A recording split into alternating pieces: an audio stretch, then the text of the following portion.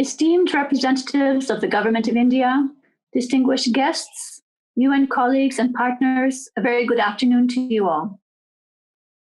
In a world where the dominant measure of wealth is capital, we completely miss the value of other essential elements of human and planetary well-being, notably the value of nature and the natural environment, the value of social relationships, of spiritual well-being, and other things.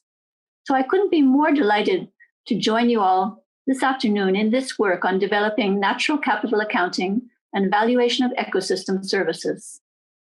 I'd like to extend a special thanks to the Ministry of Statistics and Program Implementation for convening this important forum, and to the UN Statistics Division, the European Union, and the UN Environment for their support to the NCA-VES project in India. This project aims not only to measure India's abundant biodiversity and ecosystem services down to the subnational level, but also to help mainstream these natural accounts into policy. In 2018, India published its first environmental economic accounts. They told us that in many cases, natural assets had seen a positive net increase.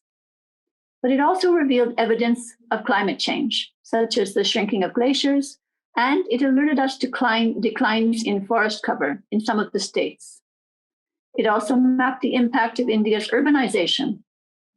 40% of India, 600 million people, will be urban dwellers by the year 2030.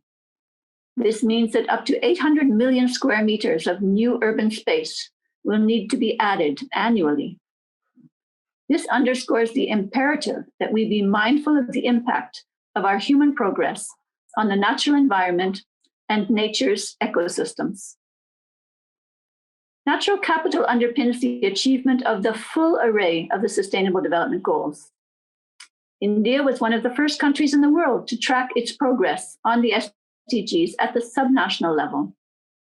Natural capital accounts at the subnational and state level can strengthen SDG monitoring and, of course, their achievement.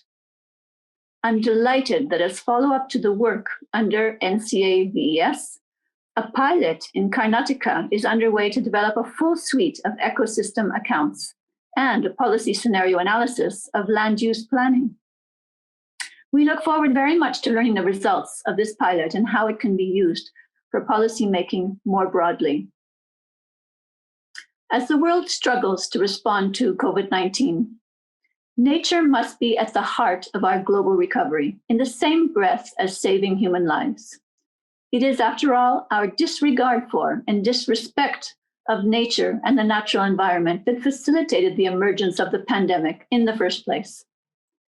So as we rebuild economies and the lives of 150 million people who've been pushed into poverty by COVID-19, the new normal asks us to plan better with improved measures for our collective welfare that recognizes the imperative of striking a healthy balance between human progress and the well-being of the natural environment.